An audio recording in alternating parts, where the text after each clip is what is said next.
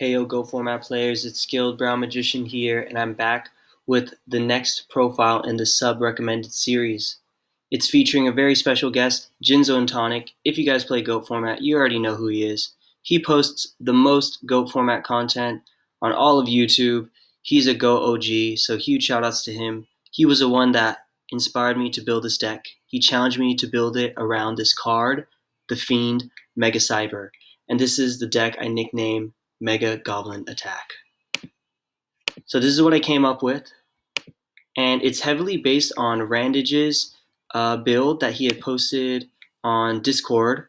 He built a Goblin Attack Force deck, and instead of running Fiend Mega Cyber, he actually played Swift Gaia, but I play Fiend Mega Cyber, and I play a couple different card choices.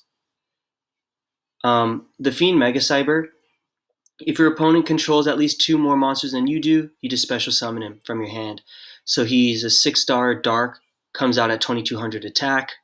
Pretty nice. That's the card that Jinzo recommended that I build it around. And I'm not going to lie, I beat my head on this card. I was trying to figure out what can I do with this. And this is what I ended up with. It's really awesome. And huge shout outs to Randage because this is a pretty much almost mirror copy of his build. So Goblin Attack Force and Toon Goblin Attack Force, we're playing the Toon version as well. They both share the same negative effect that Goblin Attack Force has, which when he attacks, he switches to defense position at the end of the battle phase, and he can't be switched until the end phase of your next turn.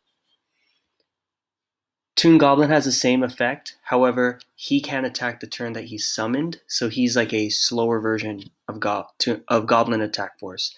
So he's not nearly as good, but he has some great synergy in the deck, and you'll see why.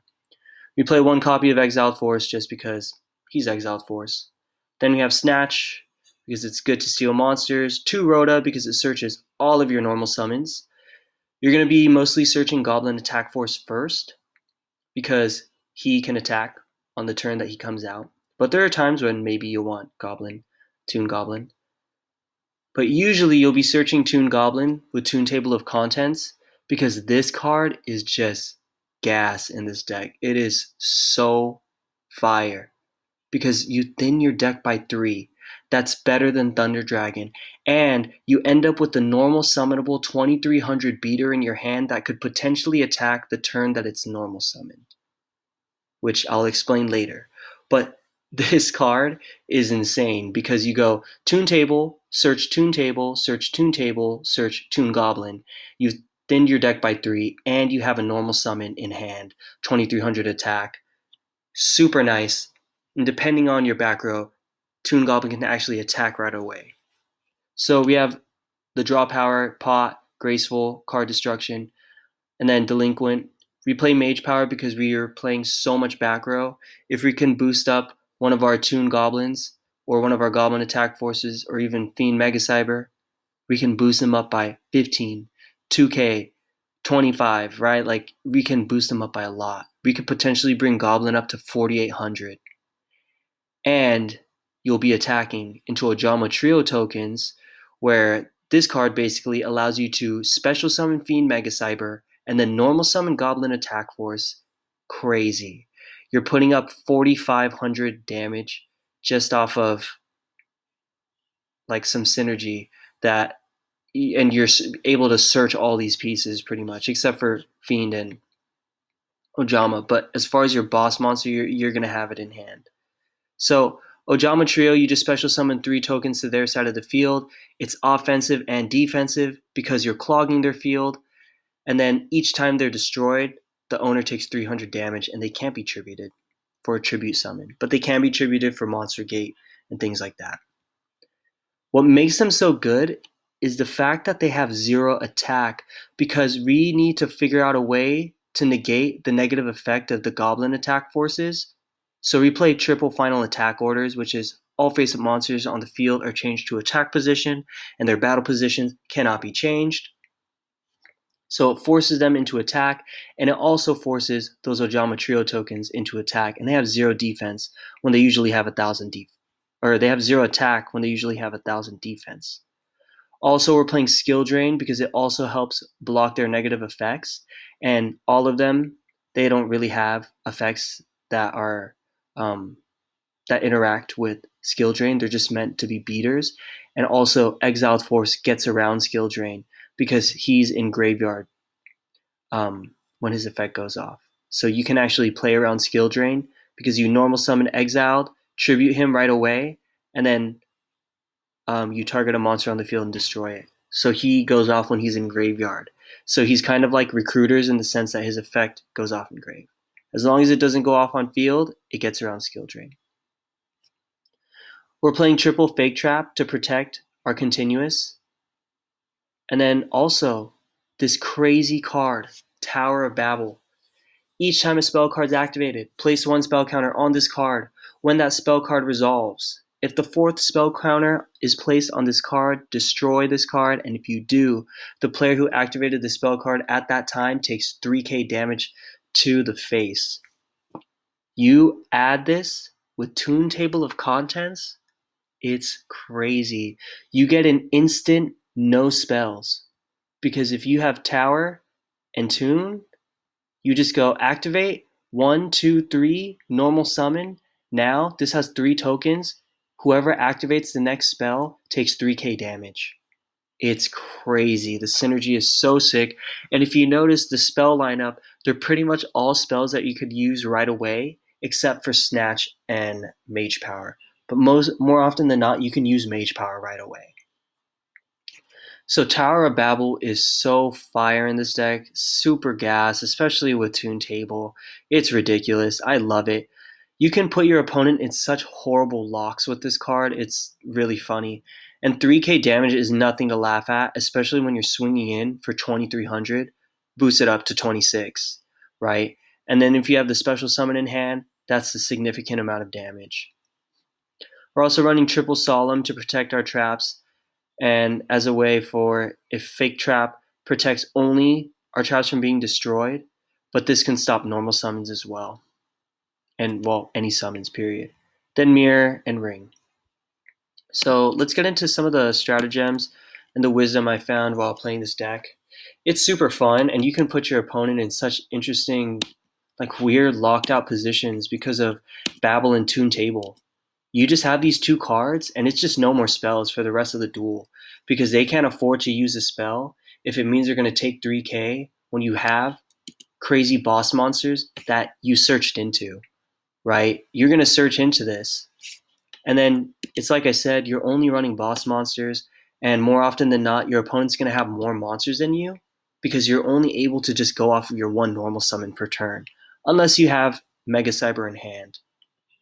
But what's nice is you go Mega Cyber first if they have 2 monsters, or if you have Ojama, and you just go Mega Cyber, and then you normal summon, boom, you already have 4,500 attack on deck. And if you have Ojama trios on their field, that becomes 5,100 attack because of the additional 300 burn apiece from the trio tokens.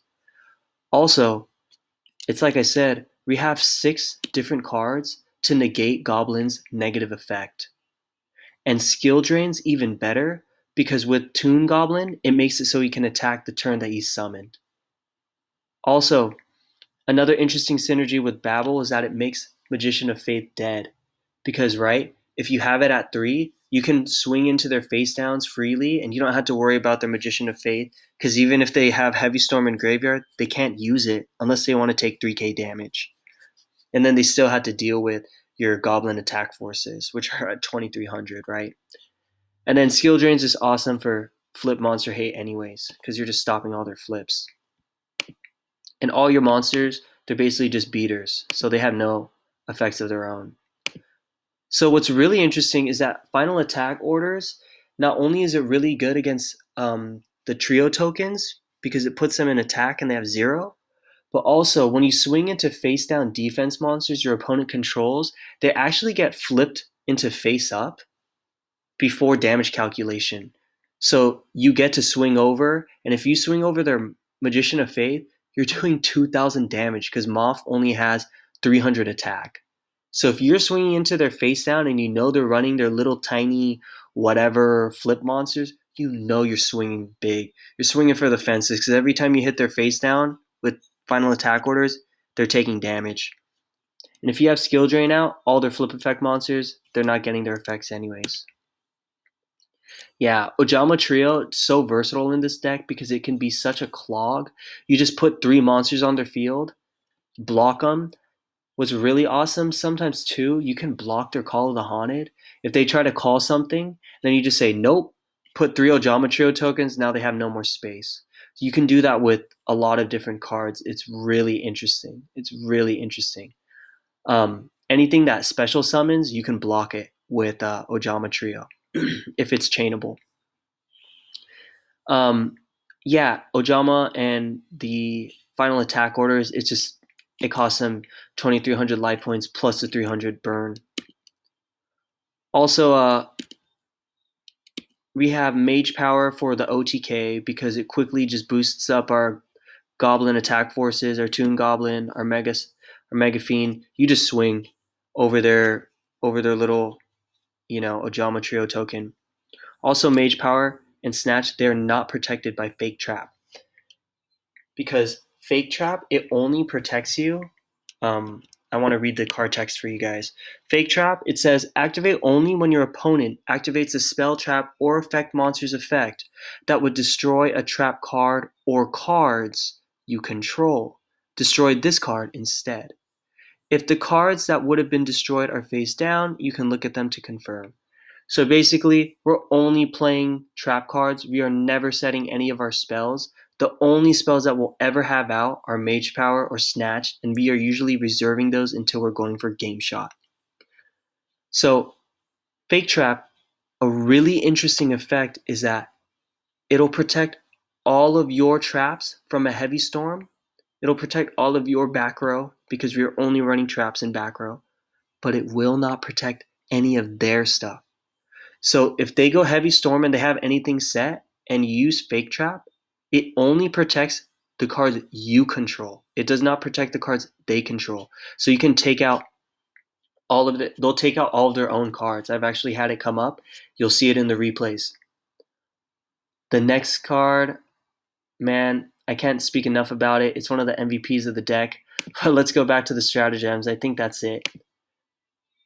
Okay, so again, I just wanted to give a huge shout out to Jinzo and Tonic because he was the one that inspired me to build this deck, and another shout out to Randage because he was the one that created pretty much the build.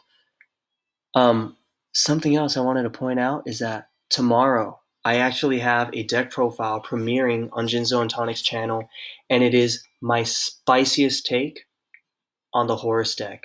And I guarantee you guys, you have seen nothing like it. You have seen nothing like it. If you stuck around till the end to hear this announcement, I hope you guys check it out tomorrow. It's fire. I can't wait to showcase it on his channel so that more people will see it. I hope to have more people check out my stuff. Love creating profiles for you guys. See you guys in the next video. Peace.